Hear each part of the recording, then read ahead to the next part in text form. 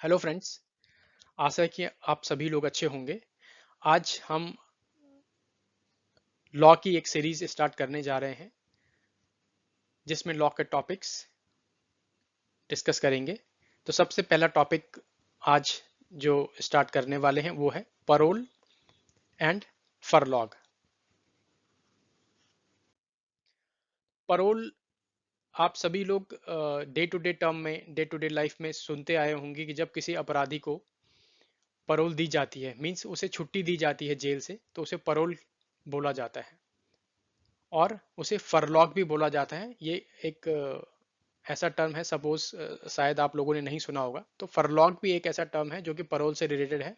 तो इसमें मेन हम लोग डिस्कस करेंगे कि डिफरेंस क्या है दोनों में, परोल और फरलॉग में, जो कि बेसिकली एलएलबी के एग्जामिनेशन में पूछा जाता है। तो उससे रिलेटेड भी ये टॉपिक इंपॉर्टेंट हो सकता है। तो बेसिकली परोल जो रेगुलेटेड है वो prison act 1894 and prisoners act 1900 से गवर्न होता है।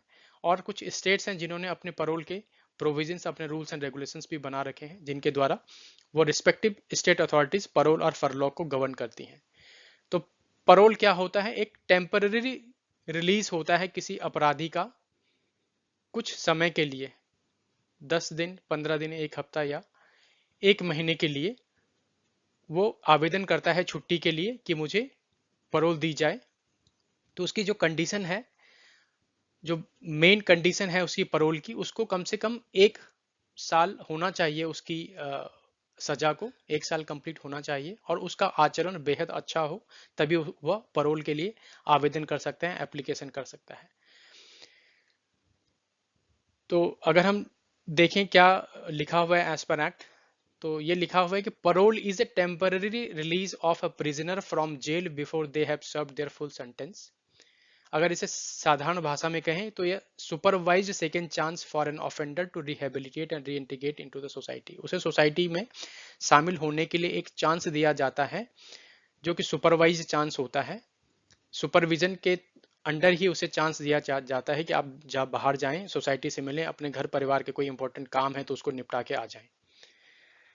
तो उसका मेन ऑब्जेक्टिव है अपना कनेक्शंस फैमिली के साथ बनाए रखना, कम्युनिटी के साथ बनाए रखना, अपना सेल्फ कॉन्फिडेंस, जो कि हो सकता है कि जेल में उसका सेल्फ कॉन्फिडेंस थोड़ा कम हो गया हो, तो उसको मेंटेन करने के लिए जेल अथॉरिटीज या फिर गवर्नमेंट उसे मौका देती है परोल के थ्रू कि वह अपने सेल्फ कॉन्फिडेंस या फिर अपने कनेक्शंस फैमिलीज के साथ, कम्युनिटी के साथ बरकरार रखे। Parole is granted by divisional commissioner. और क्या ऑब्जेक्टिव और क्या हो सकते हैं? अगर फैमिली में कोई सिकनेस है, डेथ है, मैरिज है, कोई प्रॉपर्टी डिस्प्यूट है, या फिर एजुकेशन के लिए उसे छुट्टी लेनी है, तो उसे परोल के लिए आवेदन कर सकता है। इसके एलिजिबिलिटी क्राइटेरिया क्या है परोल के लिए? तो the prisoner must have serve at least 1 year in jail excluding any time spent in remission. तो कम से कम 1 साल वो जेल में स्पेंड किया होना चाहिए, 1 साल की उसे सजा कंप्लीट होनी चाहिए परोल की एप्लीकेशन देने से पहले। और उसका आचरण, जो उसका बिहेवियर है, वो गुड होना चाहिए, तभी वो पेरोल के लिए एलिजिबल होगा। उसने कोई क्राइम नहीं करा हो किसी परोल में, किसी प्रीवियस परोल में, तभी वह परोल का हकदार होगा। और पिछला परोल जो उसे मिला है उस परोल में और इस करंट परोल के लिए उस कम से कम 6 महीने का गैप होना बहुत जरूरी है। दूसरा जो टर्म है उसे बोलते हैं फरलॉग। तो एक सिमिलर टर्म है जो कि परोल से रिलेटेड है, लेकिन मेन डिफरेंस जो दोनों में है वो है, फरलॉग कब दिया जाता है? जब लॉन्ग टर्म इम्प्रिजनमेंट होता है या फिर रिगरेस इम्प्रिजनमेंट होता है, तो उस केस में फरलॉग दिया जाता है। इसकी भी वही कंडीशन होती है। ये भी एक टेम्पररी रिलीज है किसी प्रिजनर के लिए, जो कि इलिजिबल प्रिजनर्स को दिया जाता है सम कंडीशंस के साथ। वो भी इसीलिए दिया जाता है कि वो सोसाइटी के साथ घुल मिल सके, अपने परिवार के साथ घुल मिल सके।